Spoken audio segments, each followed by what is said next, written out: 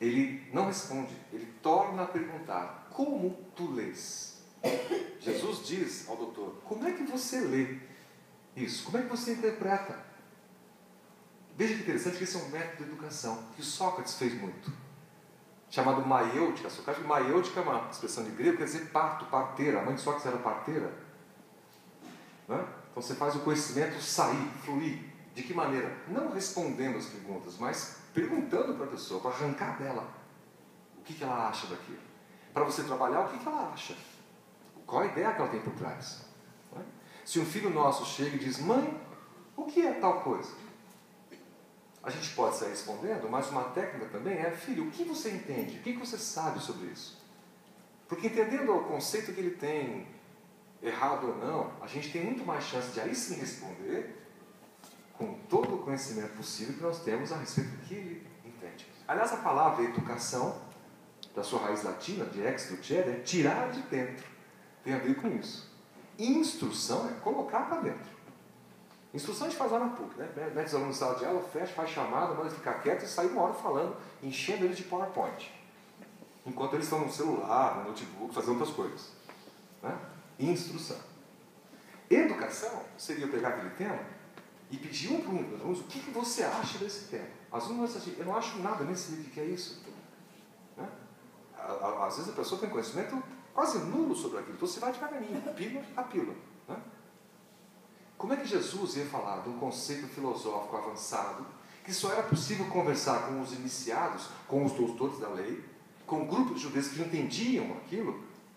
Como ele ia colocar aquilo num aspecto maior para a população, para o povo? Se até hoje há um enorme preconceito em relação a isso. Alguns irmãos nossos, cristãos, de outras denominações religiosas, se a gente fala em reencarnação, eles já três pulam para trás. Não sei se alguém já fez isso. Na nossa mocidade, a gente entregava mensagem espírita na saída do cemitério, no dia de finados. Chico Xavier, anos fazendo isso. Anos. E eu lembro que algumas religiões, mais do que outras, quando viam que era Chico Xavier, até hoje eu não sei porquê, uma senhora, ela virou de costas para mim e deu 3 passos para frente, mas específico. Eu falei: só 3? Se ela quer se afastar de mim, ela tem que dar uns 20. Com mais 3 eu alcanço ela com outra mensagem, só para provocar. Né? Jovem é jovem, ele se permite fazer algumas coisas que adulto a gente não faz. Né? O preconceito. Né? O preconceito. A ciência ainda não terminou isso ou aquilo. Nós não sabemos, então temos que acompanhar espíritos livres de investigação, de entender a sua nova filosofia. Entre os egípcios antigos, antes de Jesus, a mesma coisa se dava. Havia um conhecimento sobre a religião, sobre a transmigração das almas, que os gregos chamavam de palingenesia, ou alguns outros nomes, que a população em geral não sabia, não tinha alcance, era muito rústica para entender. Mas os iniciados tinham a compreensão do Deus Sete, do Deus Osíris, do seu irmão Sete, no Livro dos Mortos, a ideia de voltar para a pátria que foi deixada, que ninguém sabia qual era, para os espíritas e espiritualistas. É o sistema de capela de onde eles vieram, por isso tão mais avançados que nós que aqui estávamos na época. Os egípcios tinham um avanço intelectual surpreendente. Enfim, estamos fazendo essa introdução para que os amigos possam refletir junto, foi esse o caminho que nós fizemos, de quem era o próximo. Quem é o próximo? Até quanto de diferença em relação a outra pessoa a gente aceita como próximo ou não? Será que é essa a conta que nós fazemos? Será que só é a proximidade física? Minha família, eu moro com eles, então eles são meus próximos. Que indica?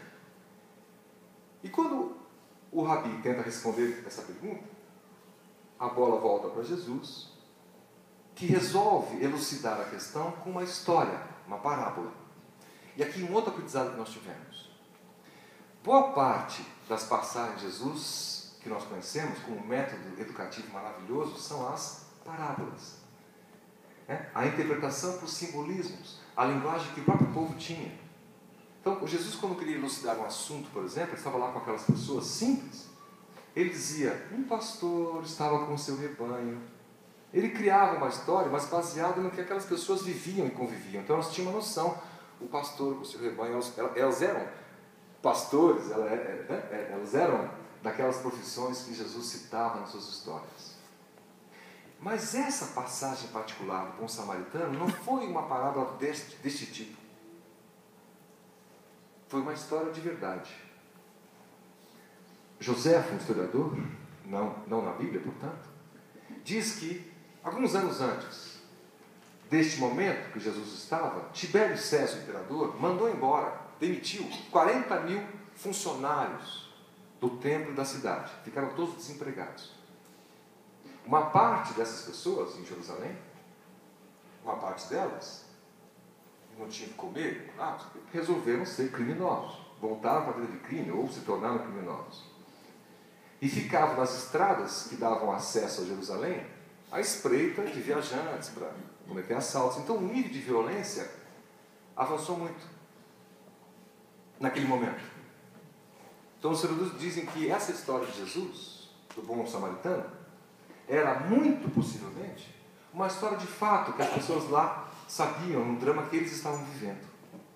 Jerusalém tinha uma cidade aí com, em média, 25 mil, 30 mil pessoas, habitantes, e uma cidadezinha muito próxima a Jerusalém chamada Jericó, 25 quilômetros de distância, mas um penhasco, tortuosa, de pedras, difícil, ali que se escondiam os malfeitores, os bandidos. Então, os acontecimentos violentos que aconteciam ali eram histórias que aconteciam na cidade, né? As pessoas iam passando, como é hoje em dia, né? Você viu, aconteceu tal coisa, um assalto, uma violência. Então, essa era uma história que era conhecida das pessoas. E Jesus, então, começa a contar. Né? Essa região que vocês não estão vendo é a Palestina. Essa outra que vocês também não estão vendo é a Palestina, só que o relevo dela. Percebem o relevo? Né? Estão vendo? Claridade? Muita luz. Jesus, né? Nessa época, então, é por isso que fica assim mais obnubilado. Né? Aqui tem mostrando nas flechinhas, vocês não vão ver, só eu. A Galileia, Palestina dividida em 5 estados, 3 eram mais importantes. A Galileia, que ficava aí, portanto, mais ao norte. Né? Jesus era galileu, a cidade de Nazaré ficava na Galileia. Os amigos percebem que aqui mais no centro ficava a região da Samaria, aonde tinha uma concentração grande desses judeus que se mesclaram com outros povos, portanto eram desprezados pelos judeus, digamos, puros. Isso lembra um discurso um pouco ariano, né? Da raça ariana. E nós temos mais ao sul a Judéia, onde ficava Jerusalém, que é a cidade mais importante, onde boa parte dos fatos aconteceram nessa micro-região. Foi em Jerusalém que Jesus, com 12 anos de idade, vai com os pais em caravana para Jerusalém. Em geral, as festas de Páscoa, então as pessoas todas viajavam para lá. A cidade ficava com 250, 300 mil pessoas. Alguns dizem números até muito maiores. Né?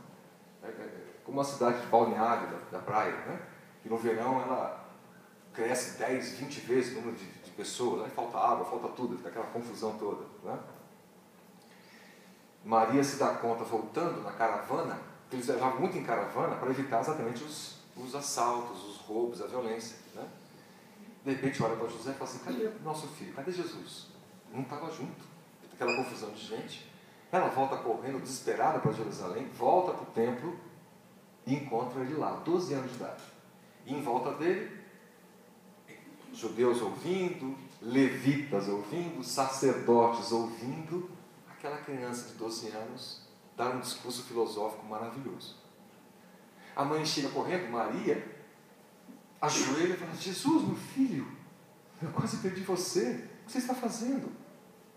Você imagina o teu filho de 12 anos assim: mãe, calma, estou lidando com as coisas do meu pai. Ensinando aqui esses senhores todos. Com 12 anos, antes de se anunciar lá, dos 12 aos 30, nós temos muito pouca informação sobre a vida de Jesus. Mas essa, com 12, ela é muito peculiar. Já demonstra toda a maturidade espiritual, evidentemente, que estava ali habitando aquele corpo franzino, né, frágil, de uma criança de 12 anos. Né. Adumim era o nome que eles davam para essa região entre Jerusalém e Jericó, que é uma palavra que tem a ver com isso, com a violência, com a dificuldade que era. Em Jericó moravam acho que uns 12 mil sacerdotes. Era uma cidade quase que dormitório para muitos desses levitas, esses judeus responsáveis pela letra, pela religião. E Jesus começa dizendo assim, portanto, a resposta do doutor. Um homem descia de Jerusalém para Jericó. E caiu na mão de salteadores, ladrões, que depois de o despirem e espancarem, se retiraram, deixando-o meio morto. É essa informação que parece não ser uma parábola, parece ser um fato conhecido da cidade, que aquilo de fato aconteceu. Um mercador devia ter posse, resolveu viajar sozinho, não em caravana, ficou à mercê dos salteadores, que o roubaram, espancaram, deixaram destruído. Uma reflexão sobre esse ponto é o que vem acontecendo no Brasil, e mais recentemente novamente, né? As pessoas pegam um ladrão no centro da cidade, quando alguém consegue pegar, amarra no poste e começam a bater. Né? Pessoas que passam por ali, batem e vão embora, não sabem nem se a pessoa é culpada ou não. Não acontece isso? O ano passado, o episódio mais grotesco, talvez, de todos, nesta linha, foi aquela senhora no litoral de São Paulo, que foi acusada algo de tudo de magia, né? Mexia com magia negra, mexia com alguma coisa assim, e foi espancada pela vila, pelos moradores, até a morte, tudo isso filmado. Já a morte, as pessoas passavam, davam um chute e iam embora. E poucos dias depois, ficou provado para todo mundo que ela não tinha nada a ver com isso, ela não tinha essa culpa, ela não mexia com isso. E mesmo se mexesse, não era motivo para chegar tanto. Né? Violência de hoje, violência aqui de ontem. E aqui o aprendizado. Jesus diz, por uma coincidência, uma outra tradução diz, casualmente, para quê? Para ele não ferir os judeus com essa lição que ele queria dar. Então, casualmente, descia por aquele caminho um sacerdote, que era a figura, né? Mas uma classe quase que mais alta entre os judeus, por serem exatamente responsáveis pelo Torá, pela lei, pela letra. Quando o viu, passou de largo. O sacerdote viu o judeu caído, machucado, despido, né? Espancado, e não fez nada e foi embora. Do mesmo modo, também o levita. Olha o exemplo que Jesus traz. Duas das figuras mais importantes de todo o povo judeu. Do mesmo modo, viu um levita. Chegando ao lugar, vendo-o, passou ao largo. Também não quis saber.